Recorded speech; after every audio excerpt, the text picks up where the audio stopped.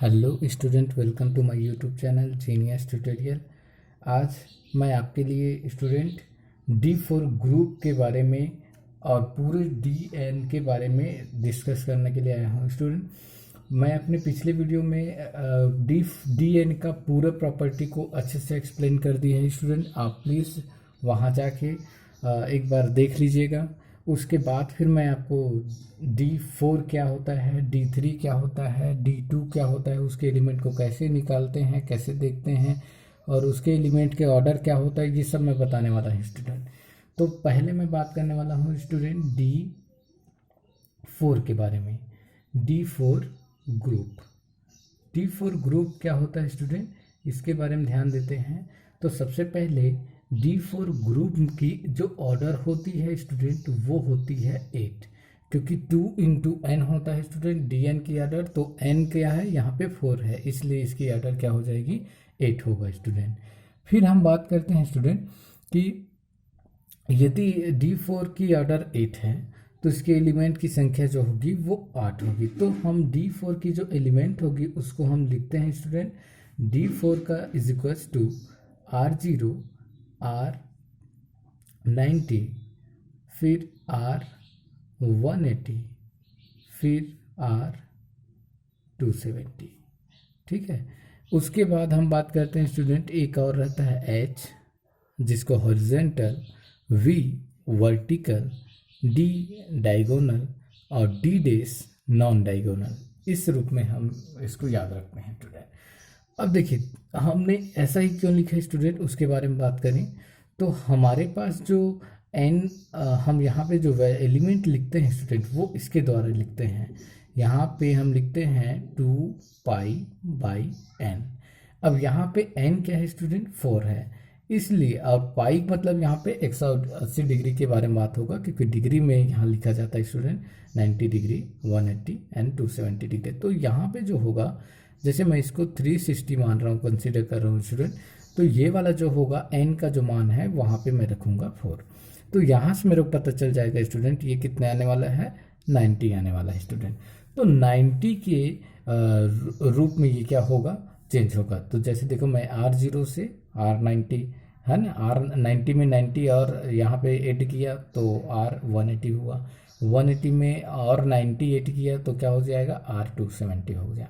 तो इस तरीके से ये मतलब मिलता है स्टूडेंट। ये जो है रोटेशन को डिनोट करता है स्टूडेंट। ये किसको डिनोट करता है, पूरे ये जो है वो रोटेशन को डिनोट करता है स्टूडेंट। और ये जो बचा वो जो है वो किसको डिनोट करता है स्टूडेंट, रिफ्लेक्शन को डिनोट करता है दोस्तों। ये किसको डिनोट करता है, रिफ्लेक्शन को। और हमेशा ऑर्डर ऑफ रिफ्लेक्शन की जो ऑर्डर होती है, जितने भी होंगे है ना, उसकी जो ऑर्डर होती है वो ऑलवेज 2 रहता है स्टूडेंट। क्या रहता है, ऑलवेज 2 रहता है। तो ये हमको ध्यान रखना है स्टूडेंट, इसकी जो ऑर्डर होती है वो ऑलवेज 2 होता है ना। अब देखिए कैसे इसको हम प्राप्त करते हैं, R90 कैसे मिलता है, R0 क्या होता है, ये सब देखते हैं स्टूडेंट। तो जैसे मैं फर्स्ट बात करूंगा R0 क्या है। तो R0 जो है स्टूडेंट वो है रोटेशन ऑफ जीरो एंगल तक का क्या करे, रोटेट कीजिए। मतलब यहाँ पे नो चेंज इन पोजीशन ये बताता है स्टूडेंट। मतलब पोजीशन में कोई चेंजेस ना कीजिए। जैसे कि मान लेते हैं हमारे पास ऐसा ये रेक्टेंगल के रूप में इस टाइप से है, PWGB इस टाइप से है। तो उसका मैं R0 रोटेशन निकालूंगा स्टूडेंट। मतलब इसको मैं मूव ही नहीं करूंगा, पोजीशन को मूव नहीं करूंगा स्टूडेंट। तो इसका मतलब क्या होगा, PWGB अपने सही जगह में रहेंगे, वो उसी जगह में रहेगा स्टूडेंट, उससे हटेगा नहीं, है ना। अब नेक्स्ट बात करते हैं स्टूडेंट R90 के बारे में। R90 ये क्या होता है स्टूडेंट, ये होता है रोटेशन ऑफ 90 डिग्री, है ना। और यहाँ पे थोड़ा ध्यान रखना है दोस्तों, ये है काउंटर क्लॉकवाइज। क्या होता है student, counter clockwise. Counter clockwise मतलब क्या हुआ स्टूडेंट कि जो जैसे हम लोग बोलते हैं ना क्लॉक वाइज, तो क्लॉक वाइज मतलब घड़ी के घूमने की दिशा, है ना, मतलब इस टाइप से, ऐसा ये जो होगा वो क्लॉक वाइज है। और यही जो है काउंटर क्लॉक वाइज बोले तो इस डायरेक्शन में, तो ये जो होगा वो काउंटर क्लॉक वाइज हो जाएगा दोस्तों, काउंटर क्लॉक वाइज, है ना। तो काउंटर क्लॉकवाइज मतलब विपरीत दिशा में 90 डिग्री चेंज करना है स्टूडेंट, कितने डिग्री, 90 डिग्री। तो यहाँ पे ध्यान देते हैं, हमारे पास ये पोजीशन है स्टूडेंट इस टाइप से, है ना, किसका, पी डब्ल्यू जी बी का। अब हम इसमें आर 90 डिग्री रोटेट करते हैं स्टूडेंट, कितना डिग्री, 90 डिग्री। तो 90 डिग्री जब रोटेट करेंगे तो सोचिए ये जो है वो कहाँ पर ये ऐसे 90 डिग्री पे है, यहाँ पे 90 डिग्री पे है, ये जो है वो यहाँ पे आ जाएगा स्टूडेंट, क्योंकि पीछे जाना है हमको। तो W जो होगा वो पहले आ जाएगा, W जो है यहाँ पे आ जाएगा, है ना। ये लाइन समझिए, ये लाइन जो है यहाँ पे है, तो ये W जो है यहाँ पे चला जाएगा, P जो है इधर चला जाएगा, ऐसे मूव करेगा स्टूडेंट। तो 90 डिग्री मूव करेगा, और G जो है एक आगे बढ़ जाएगा, और ये ऐसे इस टाइप से मूव करेगा स्टूडेंट, है ना। वैसे ही हम बात करते हैं R 80 डिग्री। आर 80 डिग्री में क्या होता है, रोटेशन ऑफ 180। तो इस 180 में क्या होगा स्टूडेंट, ये जो आर 90 निकला हुआ है ना, उसी में और 90 डिग्री रोटेट करना, मतलब 90 डिग्री और रोटेट करना, मतलब बी जो है पहले आ जाएगा, और तो ऐसे मूव करेगा स्टूडेंट। अब ये आसान हो जाएगा, आसानी से हम इसको फाइंड कर सकते हैं। पी डब्ल्यू जी बी का आर 180 जो होगा वो क्या हो जाएगा स्टूडेंट, इस पर ज़्यादा फोकस नहीं कर रहे, ये जो 90 निकल चुका है उससे एक और पीछे करना है, मतलब यहाँ बी जो है पहले हो जाएगा, है ना। यहाँ पे आएगा बी, उसके बाद आएगा डब्ल्यू, उसके बाद होगा पी, उसके बाद जी, ऐसे 90 डिग्री रोटेट हो जाएगा स्टूडेंट। फिर आते हैं आर 270 पे। आर 270 जो होगा फिर वही बोलेंगे दोस्तों, ये जो होगा रोटेशन ऑफ 270। तो रोटेशन ऑफ 270 में कैसे स्ट्रेट करना है स्टूडेंट, यहाँ पे जैसे मैंने लिखा पी डब्ल्यू जी बी। अब देखिए ये जो 180 आ चुका है ना, उसमें 90 और अप्लाई कर दीजिए स्टूडेंट। तो 90 अप्लाई करेंगे तो जी पहले आ जाएगा, बी फिर नीचे ऐसे मूव करेगा स्टूडेंट। तो यहाँ पे आर 270 हम निकालने के लिए हम क्या करेंगे, जो हमारे पास 180 है उसी में से हम क्या करेंगे, सॉल्व करेंगे स्टूडेंट। तो जी पहले आ जाएगा, बी आएगा, फिर आएगा डब्ल्यू, फिर आएगा पी। तो इस तरीके से हम इसको फाइंड करेंगे स्टूडेंट। अब हम बात करते हैं स्टूडेंट, ये जो एच है, वी है, डी है और डी डैश है, वो कैसे फाइंड करते हैं। तो देखिए कैसे फाइंड करना है उसके लिए, एच मतलब ये जो है स्टूडेंट वो होता है हॉरिजॉन्टल। एच मतलब क्या होता है, हॉरिजॉन्टल, मतलब हम यहाँ पे लिखेंगे फ्लिप अबाउट अ हॉरिजॉन्टल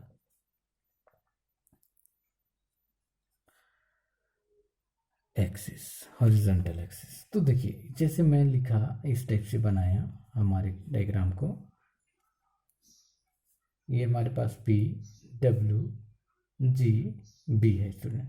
तो ये लाइन जो है ऐसे, ये हॉरिजॉन्टल लाइन है, क्षैतिज लाइन, ठीक है, ये हॉरिजॉन्टल लाइन है। तो ये इसको हम, इसका मतलब ये होगा कि यदि मैं क्या करता हूँ, इस जी बी को ऊपर और पी बी को नीचे लाना हूँ स्टूडेंट, जगह वही रहेगा, मतलब नीचे में रहेगा, ये ऊपर चल जाएगा, तो ये हॉरिजॉन्टल में क्या हो जाएगा, फ्लिप हो जाएगा स्टूडेंट, है ना।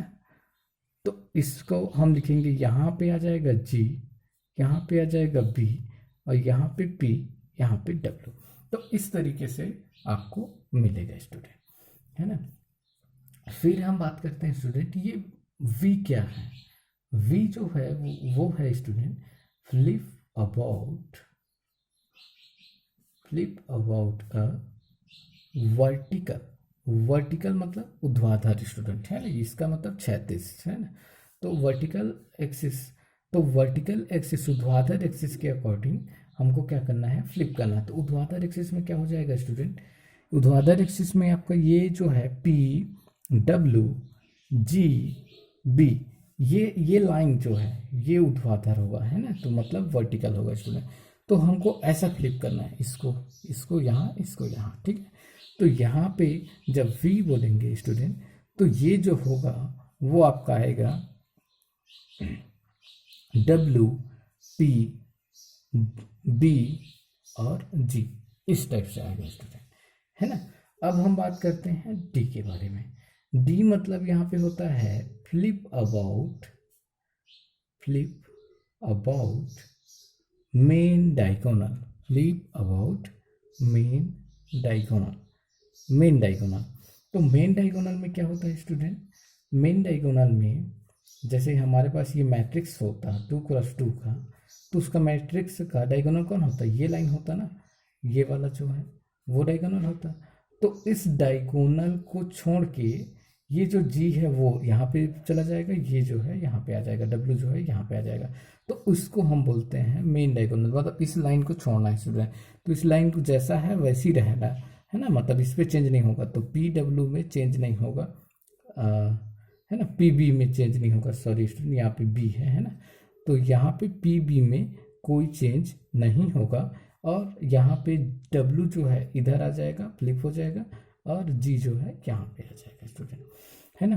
तो इस तरीके से होगा। फिर नेक्स्ट बात करते हैं डी डेस के बारे में। तो ये डी डेस जो होगा फ्लिप अबाउट डी डेस, मतलब हम बोलेंगे अदर डायगोनल, है ना, इसको बोल सकते हैं हम अदर डायगोनल। तो इस अदर डायगोनल के अकॉर्डिंग मतलब ये क्या होगा स्टूडेंट, यहाँ पे जैसे अपने पास पी बी है, यहाँ पे डब्ल्यू जी था, तो हम क्या करेंगे, ये अदर डायगोनल है स्टूडेंट, है ना। यदि 2x2 मैट्रिक्स होता तो ये अदर डायगोनल है। तो इसमें हम डी डेस का अकॉर्डिंग जब चेंज करते हैं, तो ये जो अदर डायगोनल है वो फिक्स रहेगा, ये फ्लिप होगा, है ना, मतलब यहाँ पे बी हो जाएगा, यहाँ पे पी हो जाएगा। तो इस तरीके से हमको मिलेगा स्टूडेंट। तो ये चीज़ हमको अच्छे से ध्यान रखना है स्टूडेंट, है ना। मैं आपको एक चीज़ और बताता हूँ स्टूडेंट कि दो चीज़ अपने पास है, मेरे पास ऐसा है कुछ, जैसे मेरे को निकालना है H और R90, ये निकालना है स्टूडेंट, H और R90 निकालना है। तो मैं कैसे ट्रीट करूँगा, कैसे बनाऊँगा। तो सबसे पहला आपका काम रहेगा स्टूडेंट, इसमें आपको R90 पहले फाइंड करना है। क्या फाइंड करना है स्टूडेंट, R90। फिर R90 में H अप्लाई करेंगे स्टूडेंट, क्या अप्लाई करेंगे, H, ठीक है। पहले हम निकालेंगे R90, है ना।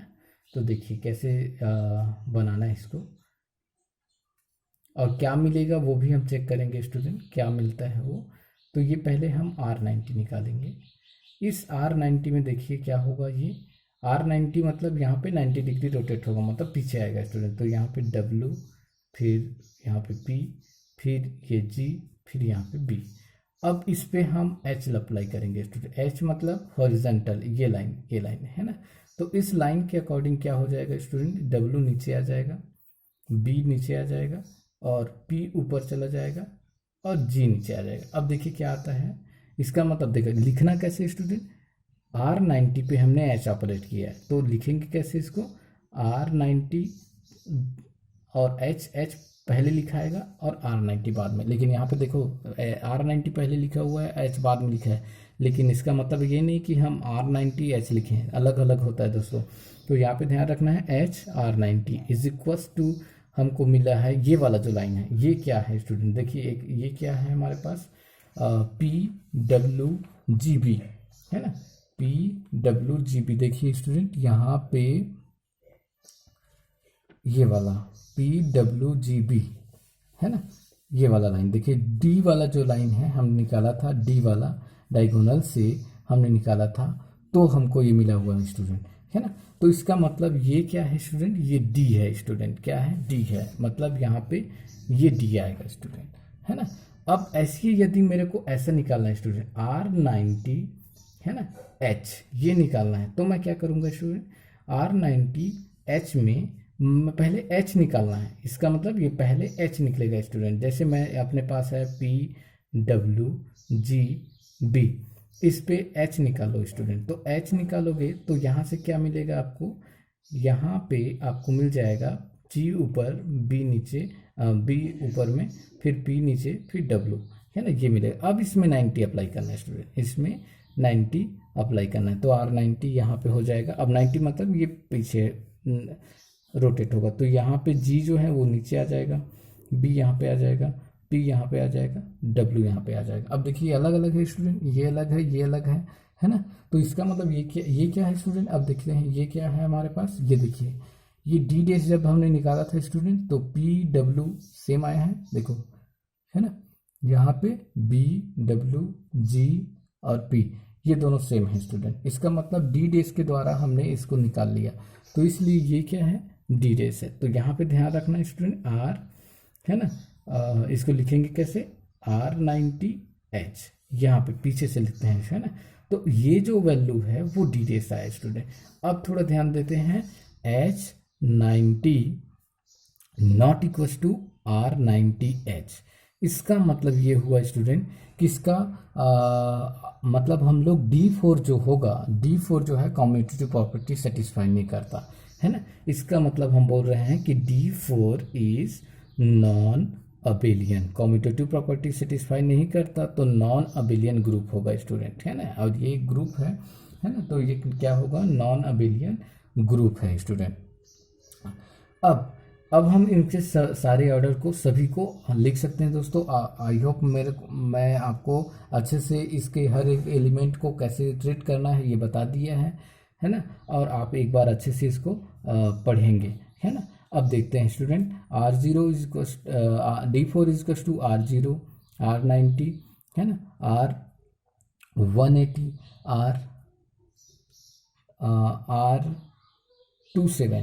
R270, फिर आएगा H, V और D और D डैश, ये हमारे पास है स्टूडेंट। सबसे पहले मैं हर एक का ऑर्डर की बातें बताने वाला हूँ स्टूडेंट। तो ये हर एक का ऑर्डर की बात करें तो ऑर्डर, इसकी जो ऑर्डर होती है वो ऑलवेज 2 होती है स्टूडेंट। रिफ्लेक्शन की ऑर्डर ऑलवेज 2 होती है ना। ऑर्डर जो है वो 2 होती है। अब दूसरी चीज बात करें, R0 की जो ऑर्डर होती है ये ऑलवेज 1 होती है स्टूडेंट। इसकी जो ऑर्डर होती है वो 1 होती है ना।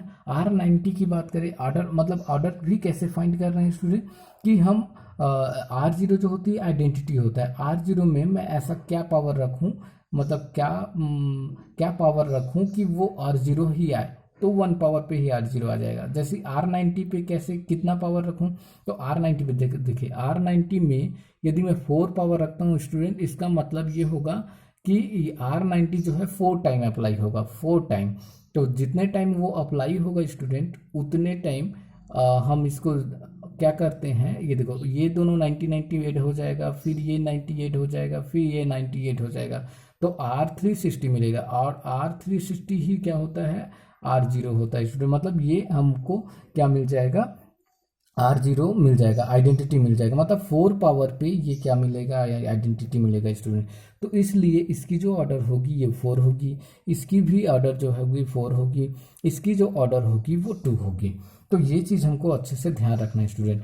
और मैं आपको बताया था स्टूडेंट कि DN एक प्रॉपर्टी बताया था कि DN जिसमें यदि DN का जो DN जो है वो n इवन हो, तो order of element of order 2 जो होगी वो n प्लस क्या हो जाएगी, 1 होगी स्टूडेंट। ये हमने पढ़ा था, number of element of order 2 in DN are n plus 1, n even हो।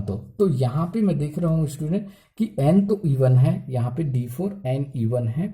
अब n इवन है तो ऑर्डर ऑफ एलिमेंट कितने हैं स्टूडेंट, 2 है ना, और 2 और कितना हो जाएगा, यहाँ पे 4 एलिमेंट है स्टूडेंट। तो कितने ऑर्डर हो गए, है ना, number of element of order 2 कितना है स्टूडेंट, कितना है, इज 5, है ना, 5 एलिमेंट हो गए। तो 4 से 1 ज़्यादा स्टूडेंट। तो ये मैं प्रॉपर्टी आपको बताया था स्टूडेंट, इसको आप अच्छे से याद रखेंगे। यहाँ पे क्या हो जाएगा, 5 एलिमेंट हो जाएंगे स्टूडेंट, है ना। अब दूसरी चीज़ बात करते हैं स्टूडेंट कि यदि के को मतलब 4 को डिवाइड करने वाला है ना, यहाँ पे 4 को डिवाइड करने वाला एक दूसरा प्रॉपर्टी बोला था मैं student, number of element of order के not equal to 2 in D N R 5k provided के डिवाइड एन। तो ये मतलब बोला था मैं स्टूडेंट, यदि मैं इसके नंबर ऑफ एलिमेंट की बात करूं कि जो डी एन को डिवाइड करता है, तो इसका मतलब ये क्या होगा कि ऑर्डर ऑफ एलिमेंट, मतलब जैसे मैं बोलूं 4 को कौन कौन डिवाइड कर सकता है स्टूडेंट, तो 4 को डिवाइड कर सकता है 4 को डिवाइड कर सकता है स्टूडेंट, या तो 1 डिवाइड का एलिमेंट कितने हो सकते हैं, तो एलिमेंट जो होगा नंबर ऑफ एलिमेंट 1 ऑर्डर का 1 एलिमेंट, 2 ऑर्डर का 5 2, मतलब यहाँ पे 5 2। अच्छा लेकिन ध्यान रखना है 2 ऑर्डर का जो एलिमेंट होता है वो 5 एलिमेंट होगा स्टूडेंट, है ना, 5 एलिमेंट। यहाँ पे हम लिखेंगे 5, है ना, क्योंकि हम लोग फार्मूला पढ़े हैं, यदि डी एन है और एन सम है तो ऑर्डर ऑफ एलिमेंट जो होता है n+1 हो जाता है स्टूडेंट। कौन सा फार्मूला, ये वाला फार्मूला स्टूडेंट, है ना।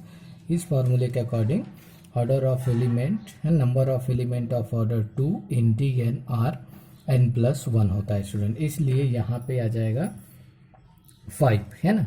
नेक्स्ट बात करते हैं 4, है ना, और ऑर्डर 4 के कितने एलिमेंट है उसके बारे में दोस्तों। तो ऑर्डर 4 के 4 एलिमेंट होंगे दोस्तों, तो 4 जब निकालते हैं तो 2 एलिमेंट निकलेगा दोस्तों, है ना।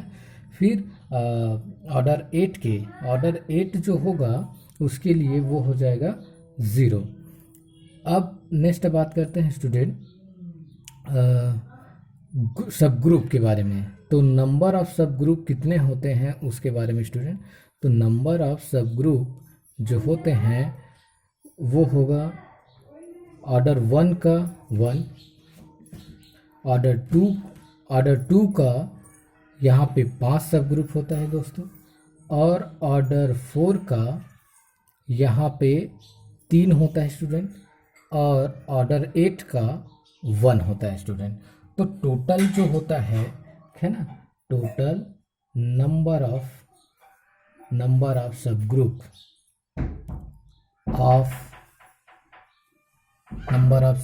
ऑफ D4 ये कितने होते हैं स्टूडेंट, टोटल जो होते हैं वो 10 होते हैं स्टूडेंट। अब देखते हैं कौन कौन से होते हैं स्टूडेंट। तो पहला तो होता है H1 जिसको हम R0 से रिप्रेजेंट करते हैं, दूसरा जो होता है वो H2 ऑर्डर 2 का जैसे मैं बात करूं तो वो होता है H2 जिसको हम डिनोट करते हैं स्टूडेंट किससे, R0 और R180 से, ठीक है। फिर नेक्स्ट बात करते हैं स्टूडेंट ऑर्डर 2 का, तो H3 के बारे में बात करते हैं स्टूडेंट। तो H3 में होगा R0, है ना, R0 और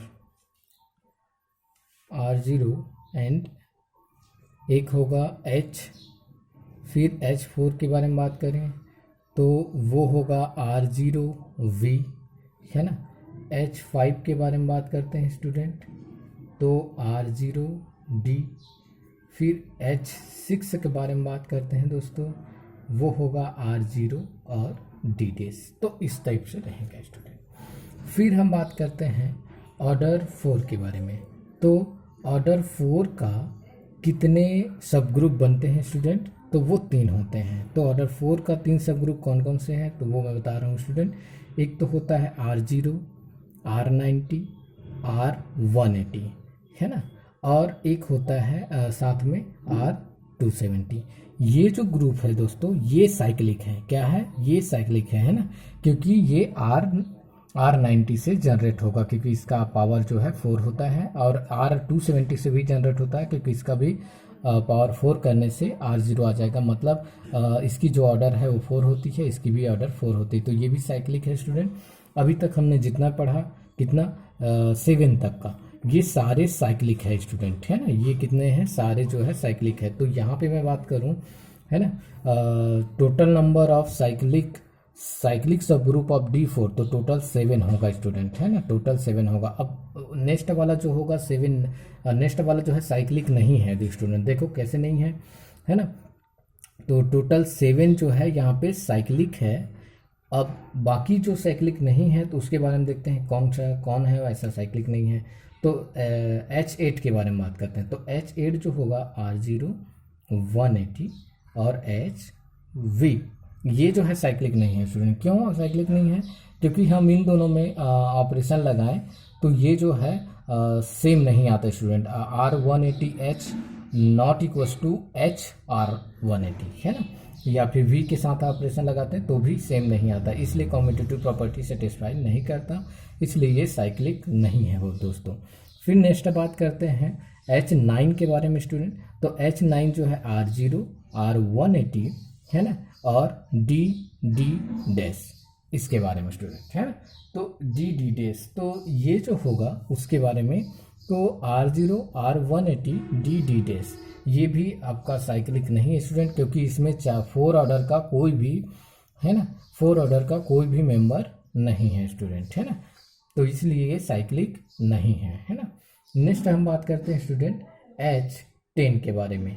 H10 के बारे में बात करें तो H10 खुद क्या होता है, D4 होता है स्टूडेंट, जिसका ऑर्डर क्या होता है, जिसका ऑर्डर जो होता है वो 10 होता है स्टूडेंट।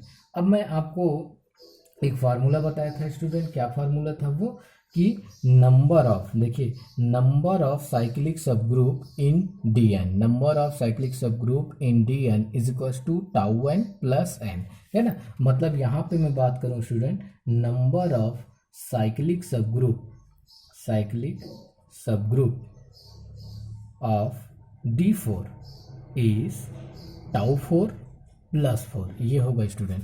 अब टाउ 4 जो होता है हम लोग कैसे निकालते हैं स्टूडेंट, टाउ यहाँ पे 2 का पावर 2 हो जाएगा प्लस 4, जो पावर होता है स्टूडेंट उसी को जोड़ देते हैं, क्या कर देते हैं 1 जोड़ते हैं और लिख देते हैं। तो पावर में 2 है, 2 में 1 जोड़ दिए दोस्तों, बस वही आपका क्या हो जाएगा, नंबर ऑफ पॉजिटिव डिवाइजर के रूप में मिल जाएगा। तो यहाँ पे ये 3 मिलेगा और ये मिलेगा 4, दैट इज 7। तो यहाँ पे मैंने बोला स्टूडेंट कि 7 जो ऐसा ग्रुप है जो कि साइक्लिक है, यहाँ पे साइक्लिक 7 सब ग्रुप ऐसे हैं जो साइक्लिक है स्टूडेंट, है ना। अब इसके बात करते हैं दोस्तों, नेक्स्ट हम लोग नॉर्मल सब ग्रुप के बारे में देखते हैं दोस्तों, है ना, नॉर्मल सब। अच्छा एक चीज़ और दोस्तों कि पॉसिबल ऑर्डर, है ना, possible order of element maximum possible कितने एलिमेंट है ये स्टूडेंट, 4, है ना। ये हमने प्रॉपर्टी में भी बताया था, मैं largest possible order of element in Dn, है ना, ये देखिए largest possible order of any element in Dn is n होता है स्टूडेंट, इसलिए यहाँ पे लार्जेस्ट जो है 4 है स्टूडेंट, है ना। तो ये चीज़ हमको ध्यान रखना है स्टूडेंट। अब एक प्रॉपर्टी हम देखते हैं स्टूडेंट, इसमें रहता था क्या, सेंटर ऑफ, है ना, order of centre of Dn के बारे में। तो अभी हम अब सेंटर निकालते हैं स्टूडेंट, इसकी सेंटर। तो देखिए सेंटर में क्या होता है student, centre of D4, centre of D4। तो सेंटर ऑफ D4 में क्या होता है स्टूडेंट, ऐसा एलिमेंट, है ना, जो क्या करता हो, जो Dn के सारे एलिमेंट के साथ कम्यूटेटिव प्रॉपर्टी सेटिस्फाई करता हो। तो इसमें कौन कौन से एलिमेंट है स्टूडेंट, एक तो R0 है और एक 180 है स्टूडेंट, ठीक है। तो ये जो है वो सारे एलिमेंट के साथ कम्यूटेटिव प्रॉपर्टी सेटिस्फाई कर लेगा स्टूडेंट, है ना। और एक ये भी चीज़ हमने पढ़ा है प्रॉपर्टी में स्टूडेंट, कि यदि ऑर्डर ऑफ ZDN के बारे में बात करें तो इसकी जो ऑर्डर होगी वो 2 हो सकती है। क्यों? क्योंकि n जो है यहाँ पे इवन है स्टूडेंट, यहाँ n जो है वो इवन है। क्यों? हमने ये प्रॉपर्टी बताया था स्टूडेंट, 9वां प्रॉपर्टी, ये देखिए order of ZDN is equals to 2 होगा if n is even, n is even होगा तो उसका मतलब क्या हो जाएगा स्टूडेंट, यहाँ जो में आपका क्या होगा, यहाँ पे 2 जो होगा, है ना, उसकी जो ऑर्डर होगी सेंटर ऑफ Dn की जो ऑर्डर होगी वो 2 हो जाएगी स्टूडेंट, यदि n होगा तो, है ना। इसलिए यहाँ पे इसकी जो ऑर्डर है वो 2 हो गया स्टूडेंट, है ना। तो ये चीज़ हम देखना था स्टूडेंट। अब एक चीज़ और है कि नंबर ऑफ कॉन्जुगेंसी क्लास, ठीक है।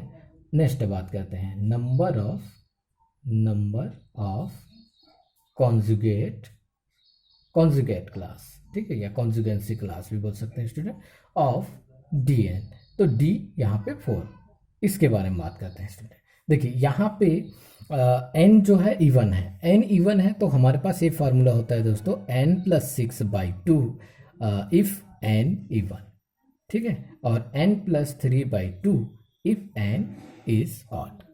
तो यहाँ से क्या पता चल रहा है स्टूडेंट कि यहाँ पे इवन वाला बात करेंगे, तो क्योंकि n जो है इवन है तो n मतलब यहाँ पे d4 के बारे में बात कर रहे हैं, तो n जो है 4 है, इसलिए यहाँ पे क्या आ जाएगा 4 प्लस 6/2, दैट इज क्या हो जाएगा स्टूडेंट 10/2 एंड यहाँ पे 5। तो 5 क्या होंगे, इसके कॉन्जुगेंसी क्लास होंगे दोस्तों, है ना। तो यहाँ इसको इतना आपको ध्यान रखना है स्टूडेंट। अब हम ये करते हैं दोस्तों, नॉर्मल सब ग्रुप के बारे में बात करते हैं, है ना, किसके बारे में, नॉर्मल सब ग्रुप। तो नॉर्मल सब ग्रुप ऑफ D4, नॉर्मल सब ग्रुप ऑफ D4। नॉर्मल सब ग्रुप ऑफ D4 के बारे में बात करें दोस्तों, तो सबसे पहले बात करते हैं, हम लोग सभी जानते हैं कि singleton E and G are always normal.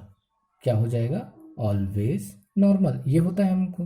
तो इसका मतलब ये होगा कि H1 जो कि हमारे पास R0 है और H10 जो कि हमारे पास D4 है ना, ये दोनों ही क्या होंगे, नॉर्मल होंगे स्टूडेंट, ये क्या होंगे, नॉर्मल होंगे। अब दूसरी बात करते हैं। दूसरी बात ये है कि सेंटर ऑफ G, हम पढ़ें दोस्तों, centre of G is always normal, ये हमने पढ़ा हुआ है ना, नॉर्मल सब ग्रुप। तो सेंटर ऑफ G में क्या एलिमेंट है, वही तो H2 है स्टूडेंट, है ना, R0 और R180। तो ये जो होगा वो H2 है और यही सेंटर ऑफ D4 है स्टूडेंट। तो ये जो होगा वो क्या है, नॉर्मल होगा स्टूडेंट, ये क्या है, नॉर्मल है। अब बात करते हैं नेक्स्ट प्रॉपर्टी पे, थर्ड वाला पॉइंट, है ना, नॉर्मल के लिए थर्ड पॉइंट हम ये पढ़े हैं दोस्तों, इंडेक्स ऑफ सब group is 2, then subgroup is normal, ये पढ़ा है दोस्तों। तो यहाँ पे ध्यान देते हैं, हमारे पास क्या था, अभी तो हमने देखा कि H7 का जो ऑर्डर है वो 4 है, H8 का ऑर्डर जो है 4 है, H9 का ऑर्डर जो है वो 4 है ना। तो यहाँ पे क्या मिल जाएगा स्टूडेंट, ऑर्डर ऑफ H, है ना, H7, ऑर्डर ऑफ H8 और ऑर्डर ऑफ H9, इसका जो ऑर्डर है वो 4 है। इसका मतलब यदि मैं इंडेक्स ऑफ H7 G, है ना, ऐसा निकालूं, या index of H8 of G या index of H9 of G, that is order of G divided order of H होता है स्टूडेंट। तो इसका मतलब यहाँ पे आ जाएगा 8, G मतलब यहाँ पे क्या है, D4 को डिनोट कर रहा है, तो इसकी ऑर्डर 8 है और इसकी ऑर्डर 4 है, तो इसका इंडेक्स क्या हो गया दोस्तों, 2 हो गया। इसलिए ये सारे सब ग्रुप जो है वो क्या होंगे, नॉर्मल होंगे, मतलब H7, H8, H9 is normal, are normal, ठीक है, आर नॉर्मल सब ग्रुप। तो इतने नॉर्मल सब ग्रुप होंगे स्टूडेंट। बाकी जो बच गया, कौन कौन सा बच गया, एक तो H3 बच गया स्टूडेंट, H4 बच गया, H5 बच गया, H6 बच गया। ये चारों जो है आपका साइक्लिक नहीं, सॉरी क्या नहीं है, नॉर्मल नहीं है दोस्तों, है ना, ये सभी जो है नॉर्मल नहीं है ना। बाकी इतना जो भी मैंने बताया वो सब नॉर्मल है। तो कितने नॉर्मल है स्टूडेंट, एक तो हमारे पास कितना नॉर्मल है, देखते हैं, काउंट कर लेते हैं इसको अच्छे से, है ना। एक तो यहीं पे हमको पता चल गया, यहाँ पे 3 नॉर्मल है स्टूडेंट, है ना। नेक्स्ट हम लोग देखिए, फर्स्ट और लास्ट वाला नॉर्मल है तो 5 हो गए स्टूडेंट, और ये वाला H2 जो है वो भी नॉर्मल है, तो टोटल 6 नॉर्मल सब ग्रुप है ना। तो यहाँ पे हम लिख सकते हैं student, total number of normal सब ग्रुप नॉर्मल सब ग्रुप इज कितना होगा स्टूडेंट? 6। ठीक है, तो इतना नॉर्मल सब ग्रुप होंगे स्टूडेंट। तो ये चीज़ ध्यान रखना स्टूडेंट। अब एक चीज़ और होता है कि ऑर्डर ऑफ, हमने ये पढ़ा था स्टूडेंट,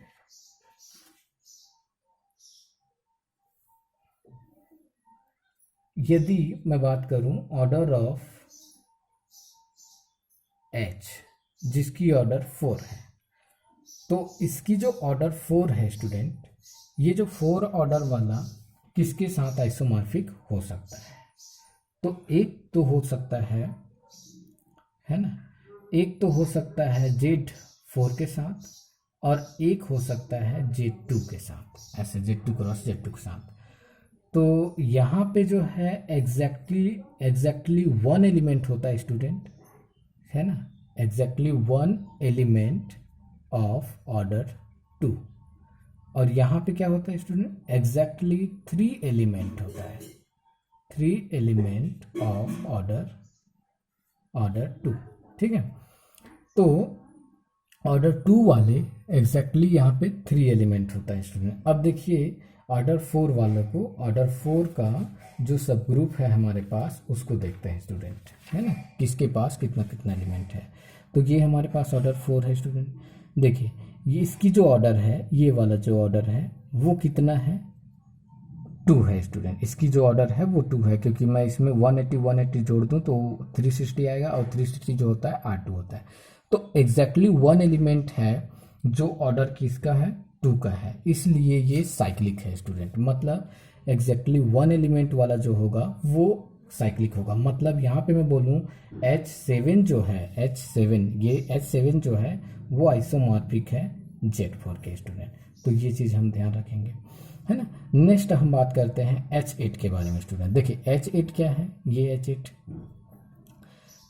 इसकी जो ऑर्डर है वो 2 है, क्योंकि हम लोग सभी जानते हैं रिफ्लेक्शन की जो ऑर्डर होती है वो 2 होती है। और इसका R180 की जो ऑर्डर होती है वो भी 2 है स्टूडेंट। तो कितने एलिमेंट है यहाँ पे?